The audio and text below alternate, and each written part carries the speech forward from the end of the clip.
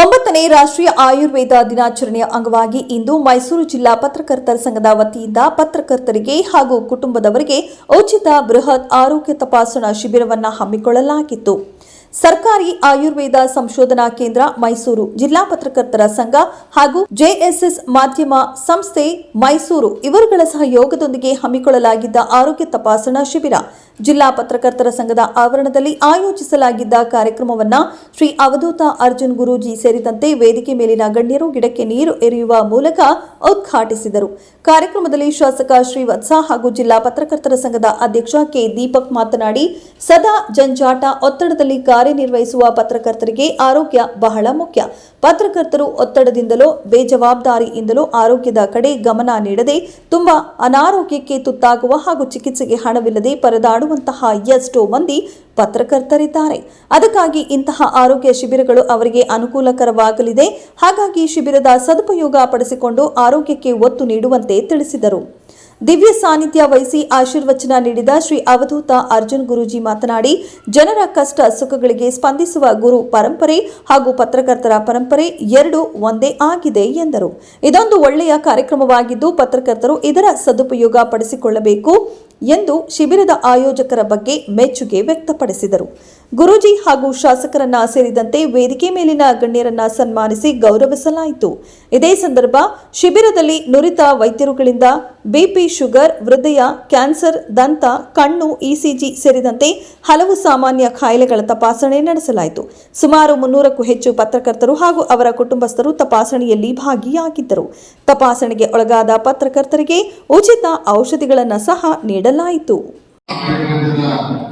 ತಪಾಸಣಾ ಶಿಬಿರವನ್ನು ಇದೇ ಕೇಂದ್ರದಲ್ಲಿ ಮಾಡ್ತಾ ಇರೋದು ನಮ್ಮೆಲ್ಲರಿಗೂ ಗೊತ್ತಿದೆ. ಇತ್ತೀಚೆಗೆ ಆಯುರ್ವೇದ ಅಂತ ಹೇಳಿದ್ರೆ ಮೊದಲು ಇದ್ದಂತ ಅಭಿಪ್ರಾಯಕ್ಕೂ ಈಗ ಬದಲಾದ ಅಭಿಪ್ರಾಯಕ್ಕೂ ಸಾಕಷ್ಟು ವ್ಯತ್ಯಾಸಗಳನ್ನ ಕಾಣ್ತೀವಿ. ಮೊದಲು ಗುಣ ಅನ್ನೋದು ಸ್ವಲ್ಪ ತಡ ಆಗುತ್ತೆ ಅಂತ ಹೇಳಿ ಇಂಗ್ಲಿಷ್ ಮೆಡಿಸಿನ್ಗೆ ಹೋಗ್ತಾ ಇದ್ದಂತ ಕಾಲದಲ್ಲಿ ಆಯುರ್ವೇದದಲ್ಲೂ ಅದೇ ರೀತಿಯಲ್ಲಿ ಪ್ರಭಾವಿ ಔಷಧಿಗಳು ಇದೆ, ಬೇರೆ ಬೇರೆ ದುಷ್ಪರಿಣಾಮ ಬೀರಲ್ಲ ಅನ್ನುವಂತ ನಂಬಿಕೆ ಮತ್ತೆ ಬಂದಿದ್ದ ಕಾರಣಕ್ಕೆ ಇತ್ತೀಚಿನ ದಿನಗಳಲ್ಲಿ ಆಯುರ್ವೇದದ ಪ್ರಭಾವ ಜಾಸ್ತಿ ಆಗ್ತಾ ಇದೆ. ಈ ಕೋವಿಡ್ ಸಮಯದಲ್ಲಂತೂ ಇಂಗ್ಲಿಷ್ ಮೆಡಿಸಿನ್ ಬೇಕು ಅನ್ನುವಷ್ಟು ಮಟ್ಟಿಗೆ ನಡೀತಿತ್ತು. ಅದಕ್ಕೂ ಹಿಂದೆ ನಡೆದಂತ ಚಿಕನ್ ಗುನ್ಯಾ ಅಂತ ಬಂದಾಗ ಕೈಕಲ್ಲು ಮಂಡಿ ಅಂತಹ ಒಂದು ನಿಟ್ಟಿನಲ್ಲಿ ಇವತ್ತಿನ ದಿವಸ ನಮ್ಮ ಪತ್ರಕರ್ತರ ಸಂಘ ಮತ್ತೆ ನಮ್ಮ ಆಯುಷ್ ಎರಡೂ ಸೇರಿ ಭಾರತ ಸರ್ಕಾರದ ಒಂದು ಭವ್ಯವಾದಂತಹ ಒಂದು ಕಾರ್ಯಕ್ರಮವನ್ನು ನಮ್ಮ ಶನೇಜಿ ಅವರು ಜೆಎಸ್ಎಸ್ ಶ್ರೀಹರಿಯವರನ್ನು ನಾವು ಯೋಗ ಗುರುಗಳು ಅಂತ ಕರೀತೀವಿ.